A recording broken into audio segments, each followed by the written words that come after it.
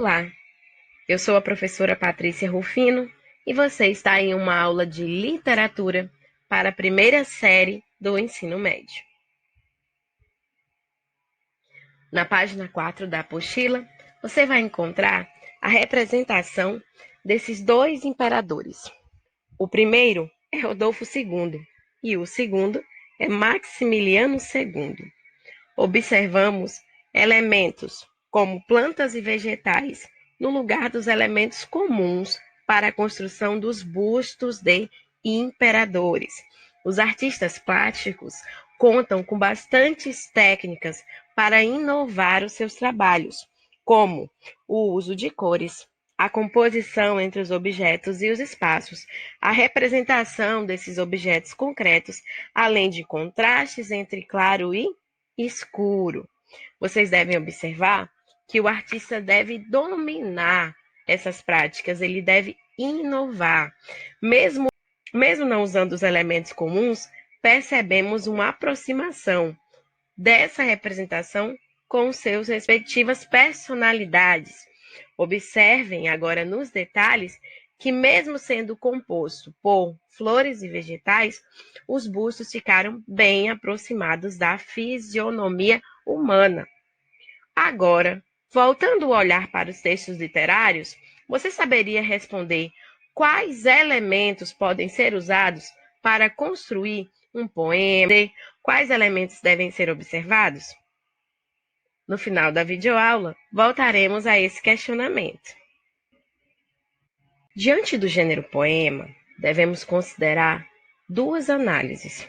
A primeira está relacionada à semântica, à interpretação. A segunda está relacionada à estrutura. Vamos então tratar do extrato semântico. Fala sobre o amor. Na primeira estrofe, ele define esse amor. Na segunda estrofe, ele desenvolve essa ideia que ele tem do amor.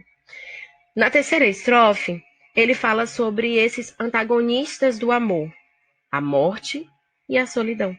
E na última estrofe, para concluir, ele diz que o amor, mesmo não sendo imortal, deve ser infinito enquanto dure.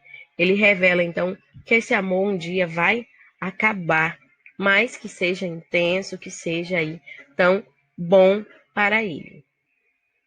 Semanticamente, observamos o interesse do autor em definir o amor. Ele faz isso de uma maneira não literal, com o uso da palavra. Então, o primeiro elemento para se construir um texto literário é a própria palavra, que vai ser usada não só no sentido real dela, o sentido literal, mas extrapolando esse sentido, apresentando, como muitas vezes acontece, sentidos variados. Uma simples leitura de um texto literário não garante a compreensão total desse texto, como no caso dos poemas, que requerem de nós uma leitura mais atenta. Com a análise estrutural, sabemos que esse texto é um soneto. O soneto brasileiro, ele segue as características do soneto italiano, desenvolvido por Petrarca. Então, o nosso soneto brasileiro é chamado de soneto italiano. Nesse tipo de soneto, nós temos uma construção fixa, com 2 quartetos e 2 tercetos. O quarteto é composto por 4 versos e o terceto composto por 3 versos. Claro, você deve ter percebido, em poemas não temos linhas, nós temos versos. Não fazemos parágrafos, fazemos estrofes. Muito bem. Vocês também devem observar o uso das rimas. No final da primeira estrofe, por exemplo, temos atento pensamento, do primeiro e do quarto versos, tanto e encanto, do segundo com o terceiro verso. O mesmo vai acontecer na segunda estrofe, momento, contentamento, canto e pranto. Observamos ainda que o autor buscou, ao longo da construção textual, fazer versos de tamanhos aproximados, para assim trazer um ritmo à leitura do poema. Na página 5 da apostila, vocês vão encontrar o poema Desfotógrafo, de Elcanaã Ferraz. Ele diz: vejo tudo agora diferente, como se o tempo contra o rio dirigisse. De trás para frente eu descrevesse um livro, e cada palavra nele se tornasse livre, e me fizesse livre, e sílaba a sílaba toda a memória desaparecesse, sumisse, como se, na nossa frente, tudo que fomos um dia, num passe de mágica, evaporasse, num passe de música, num passo, no ar. Hoje, tudo dá-se a ver sem dor, limpo, sem um traço de paixão. Os poemas se apagaram e, repara, façamos um balanço de nós. Restou não mais que a folha livre de depois do livro, retrato em branco e branco. A análise semântica nos permite observar que o autor está fazendo o processo contrário à construção da imagem. Ele está fazendo a desconstrução. Você pode observar isso desde o título, quando ele diz desfotógrafo. A palavra fotógrafo, comum no nosso idioma, trata aí da arte de fotografar, trata de alguém que fotografa, que registra momentos importantes. Mas o desfotógrafo seria aquele que não faz isso, que faz o processo inverso, que apaga os registros. O prefixo des tem esse desígnio, ele vai contrário.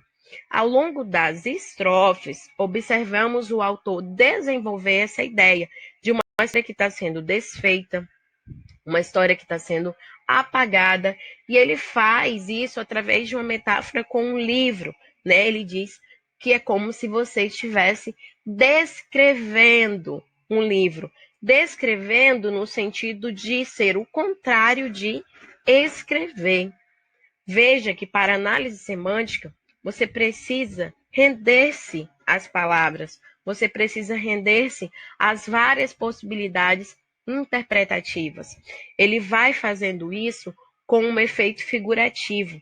Ele vai usando também as metáforas. Então, além do uso da palavra, o cuidado de escolhê-las, os possíveis significados que uma palavra pode ter dentro de um poema, os autores também podem fazer uso das figuras de linguagens.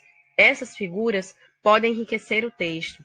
Essas figuras conseguem extrapolar a interpretação, trazendo assim uma ampliação dos significados. Além disso, temos o extrato estrutural.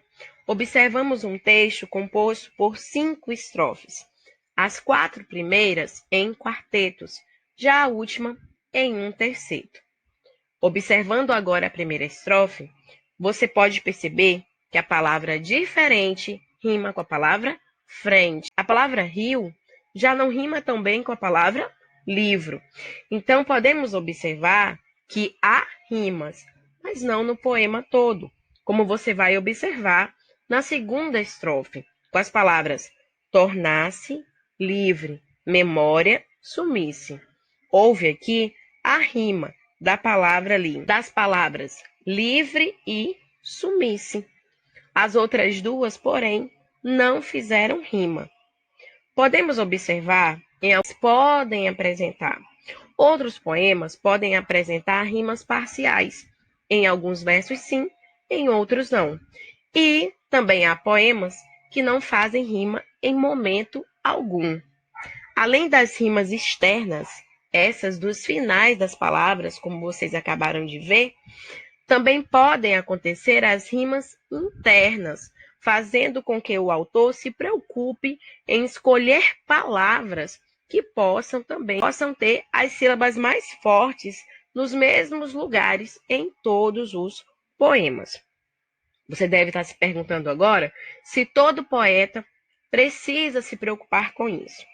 Bom, durante muito tempo, a literatura brasileira seguiu regras. Então, os poetas precisavam, além de preocuparem-se com as palavras, observarem as rimas, fazerem rimas ricas. As rimas ricas ocorrem quando, no par de rimas, essas palavras forem de classes gramaticais diferentes. Por exemplo, uma delas ser substantivo, a outra ser um advérbio. As rimas pobres acontecem quando o par de rimas é composto por palavras da mesma classe gramatical. Havia também a preocupação com as rimas internas, do lado de dentro desses poemas, com a divisão métrica que faz a contagem das sílabas. Voltando um pouquinho ali no ensino fundamental, vocês devem lembrar do exercício de separação silábica, onde nós separávamos as sílabas. Agora, a metrificação faz parte da divisão em sílabas, mas agora é uma divisão poética, para quantificar a quantidade de sílabas. Então, podemos observar que alguns poemas apresentam uma métrica perfeita. A métrica perfeita ocorre quando a quantidade de sílabas do primeiro verso se mantém em todos os outros versos.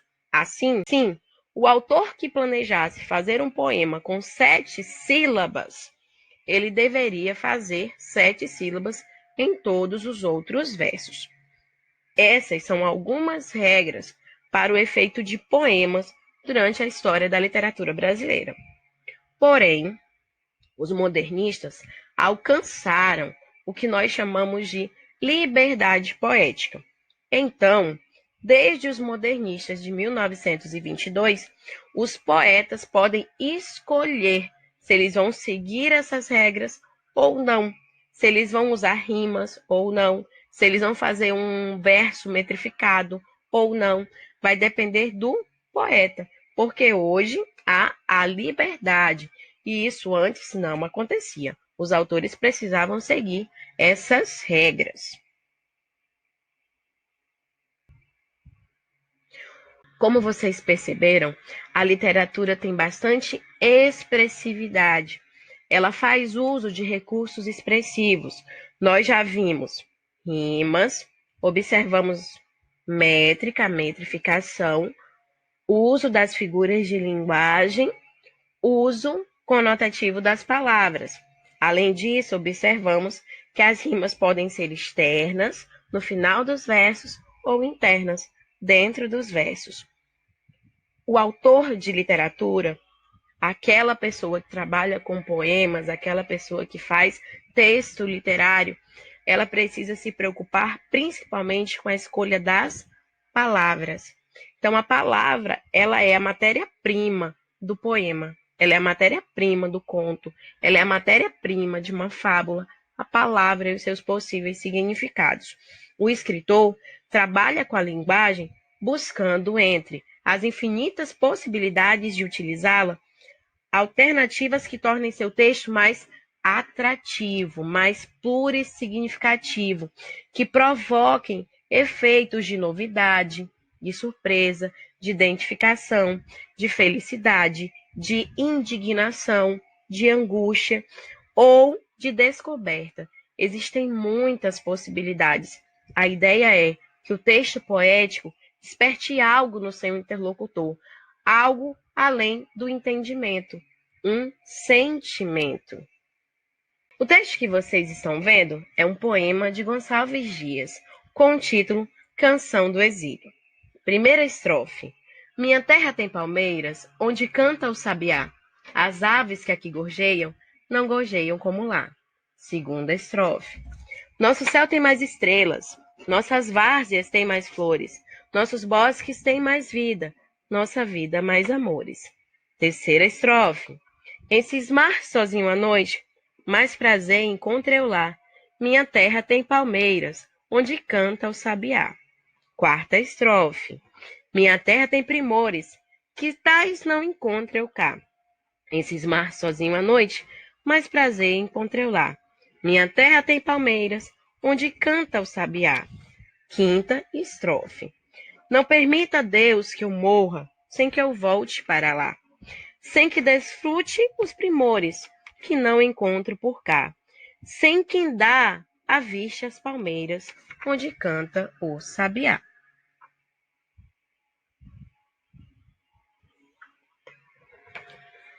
Gonçalves Dias foi um autor brasileiro bastante importante.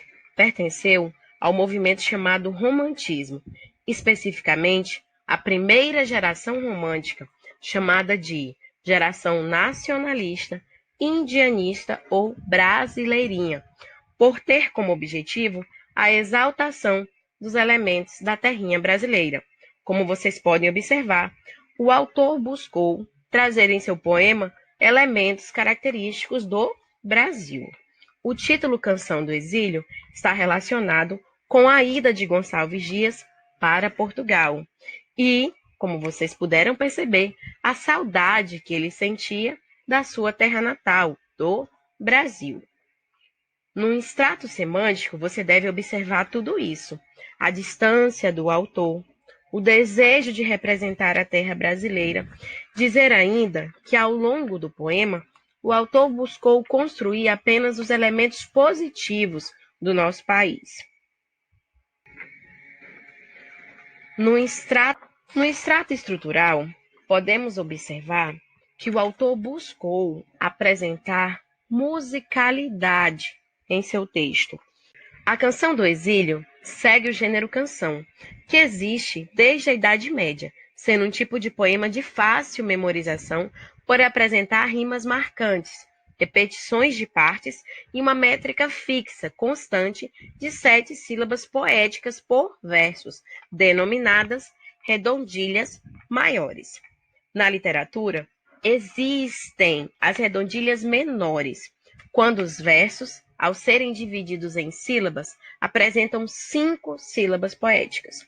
As redondilhas maiores são compostas por 7 sílabas poéticas.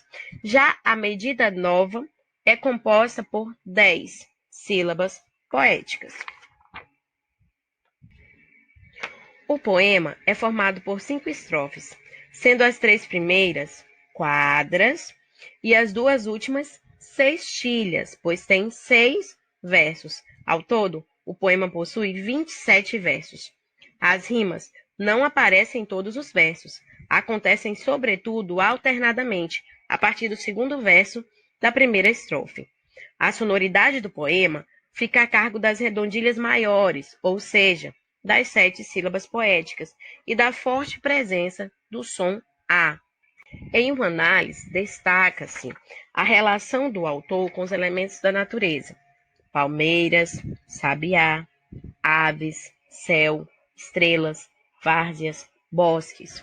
Além disso, algumas repetições. A anáfora é uma figura de linguagem, a qual consiste em repetir a primeira palavra nos versos poéticos. Observamos ainda repetições de estrofes completas, causando aí uma semelhança com um refrão, como vocês podem observar na análise do texto. Quanto à divisão métrica, vocês podem observar a primeira estrofe. Como regra daquele período, se o primeiro verso tem 7 sílabas, todos os outros também teriam. Aqui há um exemplo de como seria a divisão métrica, a divisão poética, a metrificação do poema. Observem que em Minha Terra Tem Palmeiras, os 2 R's ficaram juntos na mesma sílaba, pois a divisão poética considera a sonoridade, a fonologia, e não as regrinhas gramaticais. Na divisão silábica gramatical, no caso do RR, um ficaria em uma sílaba e o outro na outra sílaba, uma regra da representação da repetição da letra R. Porém, num texto poético, eles ficarão juntos. Existem critérios para você fazer a metrificação de poemas. Primeiro critério, dividir as sílabas. Você vai dividir as sílabas tentando aproximar o efeito sonoro. Após a divisão das sílabas, você deve observar se alguma sílaba que termina em vogal pode se juntar à sílaba posterior que começa em vogal, como no verso Onde Canta o Sabiá. O tá termina com vogal e a sílaba da frente é uma vogal. Eles se juntaram, compondo uma única sílaba poética. Vamos lá? Primeiro critério, dividir as sílabas. Segundo critério, observar se em algum momento do texto vai haver uma junção silábica. Isso só acontece quando a última sílaba de uma palavra termina em vogal e a sílaba sequente começa com vogal ou é a própria vogal. Após o segundo critério, você vai para o último critério. Você vai contabilizar as sílabas até a última sílaba tônica. No primeiro verso, minha terra tem palmeiras, a sílaba tônica é o MEI. Então, você vai observar que você encontrou 8 sílabas, mas você só contabiliza até a última sílaba tônica. A sílaba tônica da palavra palmeiras é um MEI, é uma paroxítona. Então, apesar de ter 8 sílabas, só eram contabilizadas 7.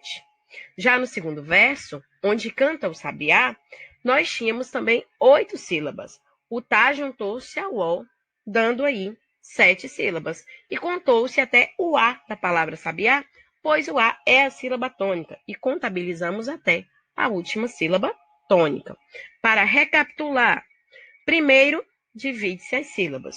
Segundo, vê se há junção de vogal aí em algum momento. Terceiro, contabiliza até a última sílaba tônica.